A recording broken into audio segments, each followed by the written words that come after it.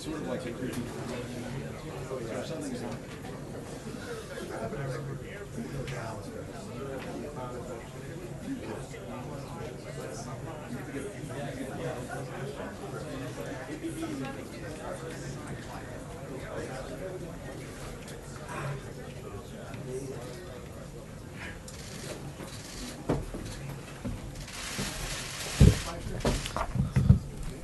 Good afternoon, everybody. I hope those who celebrated had a great Easter holiday and have had a chance to go out and check out the activity on the South Lawn. We've got a few waves still to go. The President and the First Lady welcomed thousands of families here to the White House this morning for the 139th annual Easter egg roll. When it's all said and done, we'll have had thousands of guests, including many active duty military, veterans' families, children from local schools, patients from local children's hospitals, all here to share in this historic event. Right about now, the President is finishing up his regular meeting with the Secretary of State. The Vice President, of course, is currently on a 10-day trip visiting South Korea, Japan, Indonesia, and Australia. While in South Korea, the Vice President participated in an Easter church service with both American and South Korean service members and their families, and has been holding bilateral meetings with representatives of the South Korean government. The Vice President is delivering a message to the people of the Republic of Korea on behalf of the President that even in these troubled times, the United States stands with them for a free and secure future. Under President Trump, our ironclad alliance will be even stronger. Our nations will be safer, and the Asia-Pacific region will be more secure. From South Korea, the Vice President will head to Japan. I'll continue to provide updates as they warrant during the Vice President's trip throughout the rest of the week. Looking ahead, tomorrow the President heads to Wisconsin, where he'll talk about his Buy America, Hire America agenda at Snap-on Tools in Kenosha, Wisconsin. For those of you who aren't aware, Snap-on is a prime example of a company that builds American-made tools with American workers for U.S. taxpayers. We'll be having a background briefing here in this room later this afternoon with senior administration officials regarding the details of the trip. Further guidance should be coming out in your inboxes momentarily. On Wednesday, the President will sign the Veterans Choice Program Extension and Improvement Act. The President is proud to sign this legislation, which passed unanimously by the Senate earlier this month. The bill ensures that veterans have certainty and continuity of care while this administration works with Congress to develop a plan that reforms the VA system and gives our nation's heroes the care that they deserve. He'll also host the New England Patriots this Wednesday to congratulate them on their 5th Super Bowl win. And on Thursday, the Prime Minister of Italy will be here for an official visit. With that, I'll kick it off to the birthday boy, Mr. Jim Acosta. I'll take it. Thank you, Sean. Does the President have a red line when it comes to North Korea, that if they cross it, they will bring about some kind of military response from the U.S.? I think what we talked about, the use of red lines in the past with respect to Syria, the President's made that drawing red lines hasn't really worked in the past. He holds his cards close to the vest, and I think you're not going to see him telegraphing how he's going to respond to any military or other situation going forward. That's just something that he believes has not served us well in the past. We did this with Mosul. We start to talk about what the action will be months in advance, and it really gives the intended recipient of action a heads up as to what's going on. So I don't think that you're going to see the President drawing red lines in the sand, but I think that the action that he took in Syria shows that when appropriate, this President will take decisive action. So let me just to follow up on that. Syria is one thing. North Korea is quite another when they have nuclear ambitions the way that they do. Right. When you talk about, well, we did this to Syria and we did this to Afghanistan, is that no, I think in the case too loose with a bombastic rhetoric? No. I think, and again, I please don't read too much into that in terms of trying to make an analogy on the action. I think it's quite the opposite. But I think with respect to North Korea in particular, the President had a really good meeting with President Xi down at Mar-a-Lago, where I think he's spoken extensively about the relationship that they made down there, and that they continue to work to improve. And the results of that are paying off. I think you see China playing a much more active role with respect to North Korea, both politically and economically. That they can continue to apply pressure to achieve results, and I think we're going to continue to urge China to exhibit its influence in the region to get better results. But North Korea did launch that missile. They did launch I understand that, and it failed. We're well aware of what's going on. We monitored that situation. The president was kept up to date, as you know. But I think that we're going to continue to work with China in particular to help find a way forward on this. John. Thanks so much, Sean. The president, as you just mentioned, has spoken about this relationship that he's developed with President Xi. And how President Xi would be leaning on the North Korean government to prevent the kind of attempted missile launches like we saw over the weekend. It seems as if that effort in terms of leaning on North Korea did not work. In addition to that, the vice foreign minister of North Korea said to the BBC today that North Korea will test its missiles on a weekly, a monthly, and a yearly basis. So my question is, what kind of pressure is China putting on North Korea? Well, again, I think this goes back to the nut of what Jim was asking, which is I think for us to telegraph what we're going to do or what we're going to ask others to do would not be a smart strategy to lay it out on public. But I think that if you realize, for example, on the economic side of things, China is the #1 importer of North Korean coal. I think to see them curtail some of that has a real economic impact on the region. There's a lot of economic and political pressure points that I think China can utilize, and we've been very encouraged with the direction in which they're going. But it seems as if North Korea is essentially, just based upon what they tried to do over the weekend, thumbing its nose at even China because of what they attempted to do. I understand the question. I think we're just not there yet. We've got a lot of tools left and a lot of conversations that are ongoing, but let's not get ahead of ourselves. I think we've had a very productive direction that we've seen China move in, and I think there's an agreement, I think, by everyone so far that a nuclear capable North Korea is not in anybody's best interest, and I think we're going to continue to work with the Chinese in particular on this case. Caitlin. John, what was their review of the White House visitor logs? What was the extent of that review? I'm sorry, what was the extent of their review of the White House visitor logs? What made you change your mind to not continue releasing them? I think, as was noted on Friday, we're following the same policy that every administration from the beginning of time has used with respect to visitors log. We will comply with both the Federal Records Act and the Presidential Records Act as stated by law. Well, why does the president object to people knowing who is coming in the White House? Well, it's not a question of objecting. It's about following the law. We're following the law as both the Presidential Records Act and the Federal Records Act prescribe it. So it's the same policy that every administration had up until the Obama administration, and frankly, the faux attempt that the Obama administration put out where they would scrub who they didn't want put out didn't serve anyone well. The president wants to make sure that people can come in the same way they can go to a member of Congress's office, provide information and details, and there's people who want to be able to come have that conversation with members of the administration the same way that they would do with members of Congress, go into their office. Why didn't he take this opportunity to one-up the transparency game?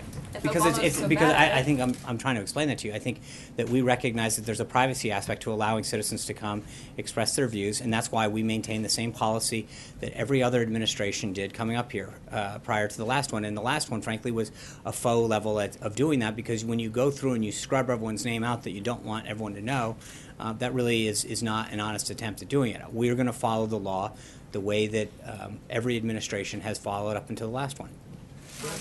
Zeke. Hey, Sean. Following on Caitlin's question, the rationale given Friday for the visitors log reversal was that for both national security and privacy concerns, both of those were clear exemptions in the Obama administration policy, which led to that scrubbing that you described. So why exactly the reversal? You seem to be describing maybe a third rationale that you're giving. No, I think I just touched on privacy. That people have a right. The Obama administration had that exception to their visitors log. But I think the problem, Zeke, is that we don't know what the I mean, they said what it was, but you don't know who got left off and who didn't. They chose to not put people out for whatever reason, and they gave an excuse, and no one questioned it. So the question is, but I think the bottom line is, as I said to Caitlin, is that we're going to have the same policy that every president has had through time. And comply with the law on both fronts. I think, but again, you remember, it's interesting that we're following basically the same thing that members of Congress follow. You go and you meet with a member of Congress right now. That there's an option for people to be able to go and express their opinion if they want to make it public. who's meeting with them. And in a lot of cases, we do. We bring in you guys to probably a greater extent than it's happened before in terms of the pool spray. We list participant lists. But I think there's an opportunity sometimes for the American people who want to come and have a conversation and not become, and be able to share their view. So again, but remember, this is the same policy that every president and every administration has followed. I'll grant you that, but Thank you. this president, entered office running a campaign saying he was going to drain the swamp. So under this existing policy, a lobbyist, the president has decried, on the campaign trail on stop of Washington Insider, members of, of the swamp can walk into the White House, and there is no recourse to the public to hold the president to account. I think you guys, the visitor logs to all the White House components, OMB, the Council of Economic Quality, U.S. Trade Representative, Office of Science and Technology. What I'm saying is all of those that are subject to the Federal Records Act, we're complying with all that, and we're complying with the Presidential Records Act. My point is that, look, this is the policy that's existed from the beginning of time since they were kept. And through the last one, and the last one was a faux attempt at that. Again, it's not really being transparent when you scrub out the names of the people that you don't want anyone to know were here.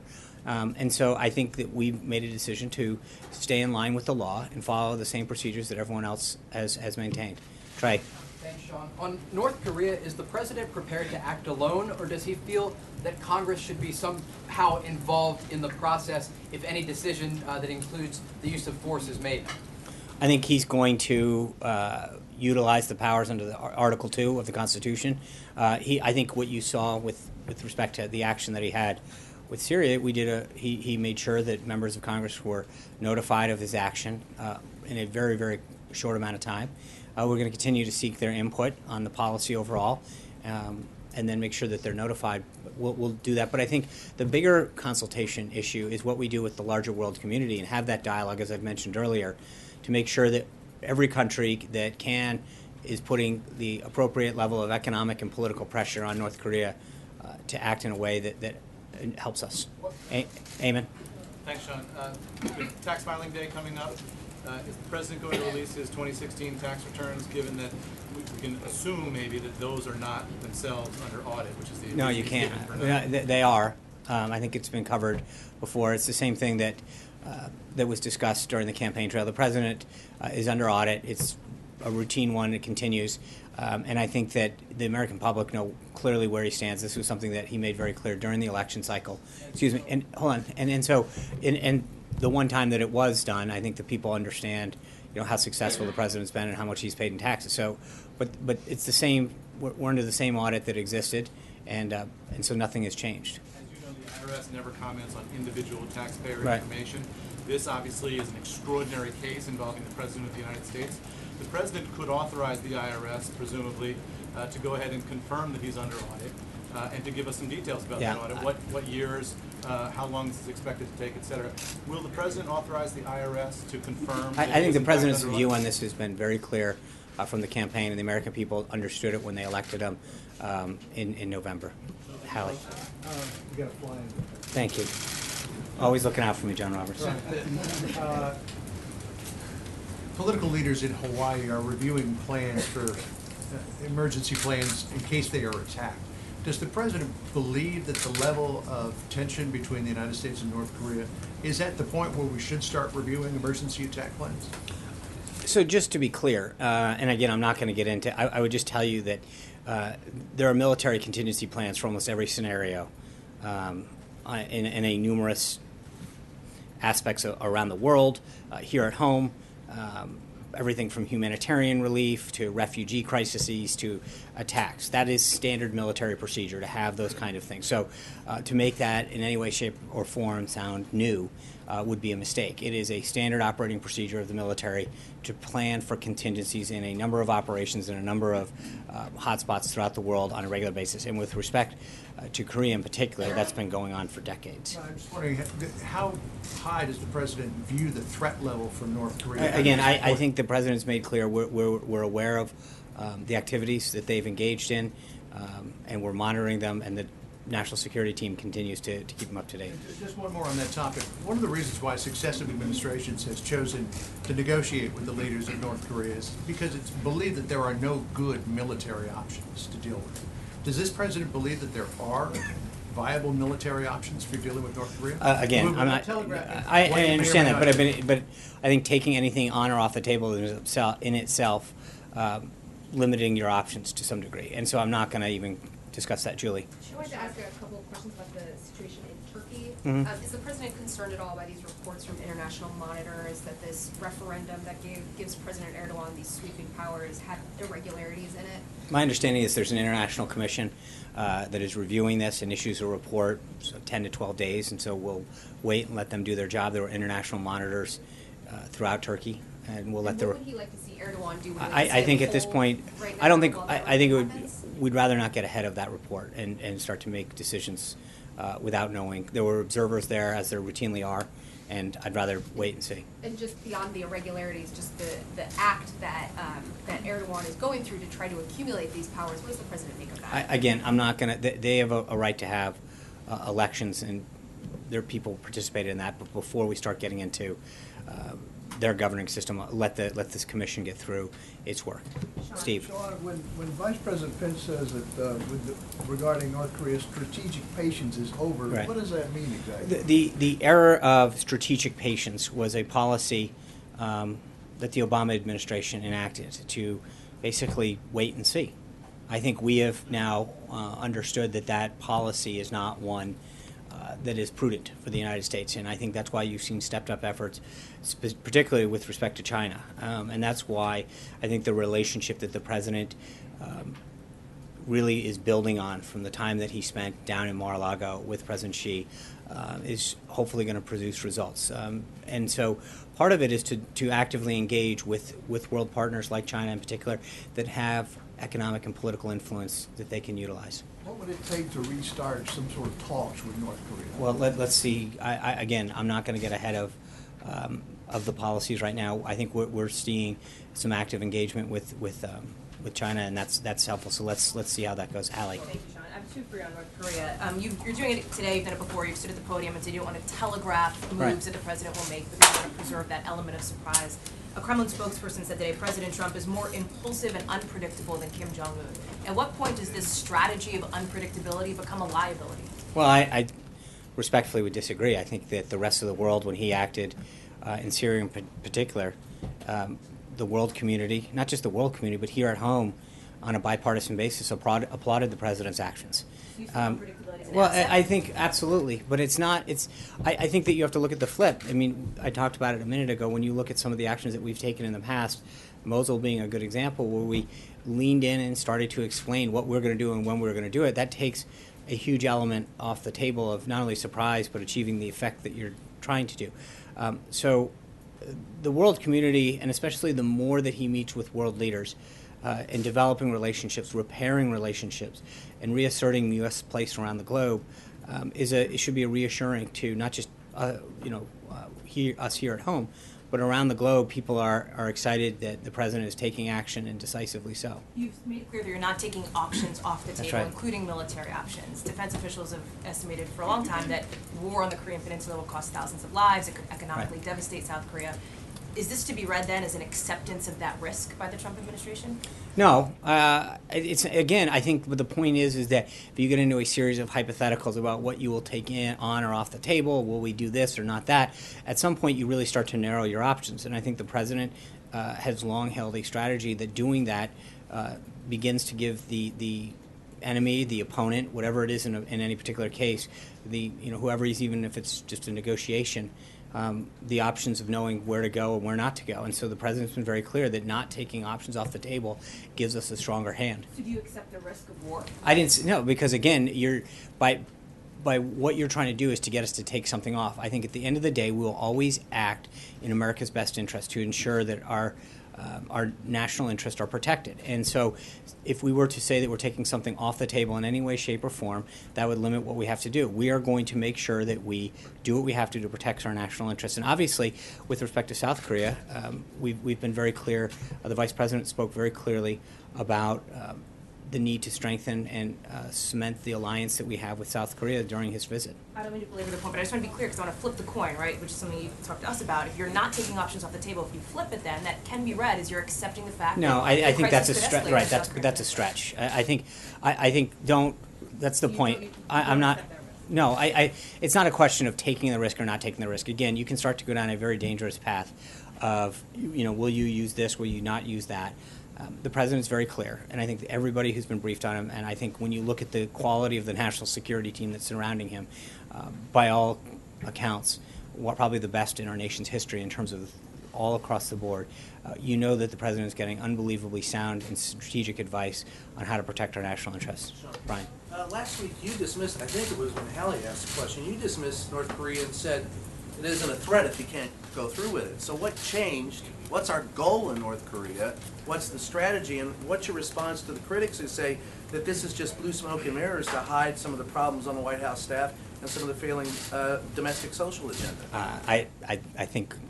I don't think there's anybody in the world who would not believe that North Korea's actions are both provocative and a concern. So the actions that we're taking are extremely, But you said that it was. They're appropriate and justified. What we're doing is working with the world community, and as I've mentioned multiple times today, especially China, which is really acting in a historic way to ensure that our national interests and the safety of the peninsula is protected. So what about the follow-up there is what about the criticism from people on the Hill who say you're just hiding a domestic agenda that isn't working? I've never heard that. I haven't heard that criticism. Well, actually, I have. Okay, well, then we travel in different circles. But I don't think that there's anybody who honestly believes that after seeing the launches that they're taking and the work that they're undertaking, that any attempt to protect our country and our national interests is anything other than the right and justified thing to do. Francesca. Thank you, Sean. This morning in an interview, you referred to the missile launch as an unsuccessful military attack. That contradicts what other White House officials have said. It was an unsuccessful launch. Okay, so you just misspoke in the Fox and Friends interview. There's no specific evidence that this was some sort of No, attack. it was an unsuccessful missile launch. Okay, thank you. You're welcome. Glenn. Sean, you talked about the end of strategic patience, two questions, in the context of attempting to expand China's role in pressuring North Korea. Do you believe China has the power to change North Korea's behavior if they choose to do so? And then a follow-up. That's a good question. I think they can definitely try. There's economic and political points that they could be pushing. Whether or not they achieve that outcome is yet to be seen. But I think that there's a lot of influence that they could exhibit in both of those areas, and we'll have to see. And that's, but it's clearly the prudent thing for the president to do, to try to build that relationship with President Xi and see if we could achieve an outcome that's in all of our best interests. Jonathan? How concerned are you that the uptick in the language, the bellicosity, tweets, could potentially provoke unintentionally military action? I mean, is there a concern that a lot of the words that are being thrown around could have an unforeseen impact? Just explain to me, from the president's thinking, how concerned he is of the risk of an unintentional conflict. I don't think that that's there. I think we're taking all the appropriate and prudent steps. Jonathan? I've got a question on North Korea and China, but first to follow up on the tax question. You've been asked about this obviously 1,000 times. Thank you. You always talk about, well, under audit, the president says under audit. Is it time just to say once and for all, the president is never going to release his tax returns? We'll have to get back to you on that. You want, I mean, really? Really? So he may. No, I said I'd have to get back to you on that. I think that he is still under audit. The statement still stands. Okay. And on North Korea, you said that China's playing an active role, you even said an historic role right now in pressuring the North Koreans. What are they doing? Well, again, I think that when you look at both the economic front, coal in particular, that is North Korea's #1 export.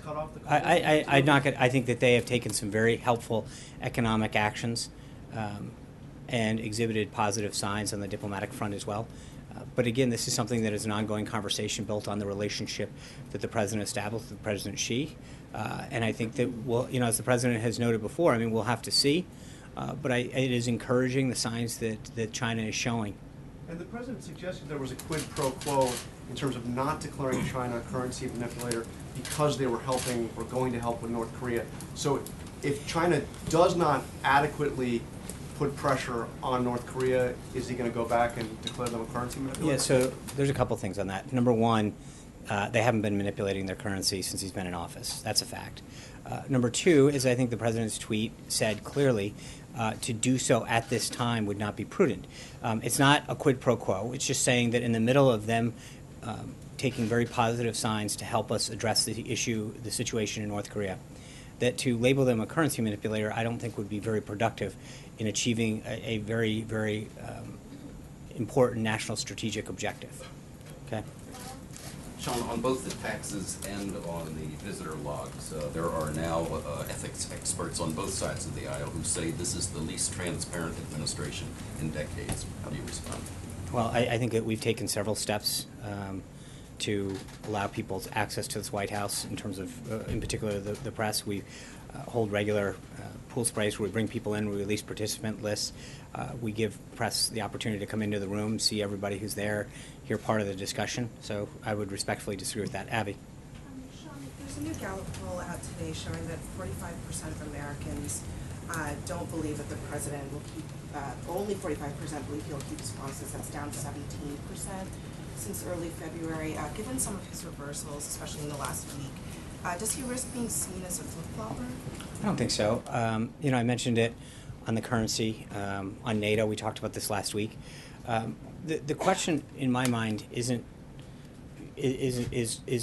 looking at the issue and seeing, and I mentioned NATO, I think Matt asked it last week, where there are certain things, and again on NATO, if you go back to, I think it was September 29th of last year, he was talking very specifically about some of the moves that he was seeing NATO make in a positive direction. And already at that point encouraging them. In the case of China, they aren't, since he's been in office, manipulating their currency. The Treasury did issue a report on Friday that put them on a watch list with a number of other countries. So I know that it's easy to just take an issue and say, well, he's not, you know, make it seem very black and white. But on these particular issues, you can see that there's movement to the president's position. I would argue that he's achieving a lot of results on the issues that he talked to the American people about. When you talk about the big issues that he promised the American people, in terms of immigration, you see immigration's down 60% at the border. On jobs are coming back over and over again. You're seeing companies talk about new job creation here, new manufacturing here. The executive orders that he's signing are all consistent with the promises that he made to the American people on the campaign trail. And I think on issue after issue, whether it's immigration, job creation, national security, the president made very clear promises to the American people that on, you know, over and over again, he's achieving great success on. And so I would argue that we're going to continue to see the president not only keep his word, but be rewarded by the American people on that front. On a separate issue about the president's continued travel to Mar-a-Lago or any other place where he's conducting official business, does the White House believe that those other locations should be treated like this building in the sense that you guys will be transparent about who he's meeting with and what kind of official business he's conducting while he's there? Is that a commitment that you all are willing to make? I think we've been fairly consistent with reading out who he's meeting with and what he's done, providing the pool access to his whereabouts and what he's doing. I think we generally do. Obviously, the president has, you know, time to spend with family, and he makes phone calls. We generally provide readouts of those phone calls with foreign leaders, whether he's here or in Florida. So I think we've done a fairly good job of making sure that people know who he's meeting with, who he's speaking to, and when appropriate, the context of those calls. But that's not true, Sean. Long stretches of time go by and we get full reports from the pooler saying we've been asking the White House for information about what the president is doing. I understand that, and we don't get that information. I we can't even get an answer to whether he's golfing or not. I understand that some days that you don't get it as quick as you want. Some days we never get okay, it. but with all due respect, Julie, he's entitled to have moments with his family and private time. So I think respectfully, I would disagree. I think we do a very good job of getting you information, of bringing you along to events, whether he's here or at a location or even going out to dinner. We've lived up to that. I think the president and is entitled to have some times with his family and friends to just catch up. Then that's the difference than what you're saying. No, but you are providing no. But what I'm saying is, her question was about official business. And when he does have a call and when he does meet with advisors, we generally put it out. But when he's meeting internally, in the same way that when he's meeting here with his staff, we don't read out every staff meeting that's going on. And so when he's down traveling and he's having meetings, whether it's on Air Force One or wherever, that's what his staff does, is they provide him updates and policy briefings and give him an opportunity to make key decisions with their insight into a particular issue. That's what all presidents do. And I think that I would respectfully suggest that we have done a really good job of making sure that that the pool in particular has provided information in terms of his whereabouts, and then we've provided background briefings on issues that are coming up, where we're going, why we're going, and what we intend to do. So, I get that there's always going to be this back and forth. You guys are going to always want more. And I think that we've tried to do what we can to get you that information. Thank you guys very much. We look forward to seeing you in Wisconsin tomorrow if you can. Thank you.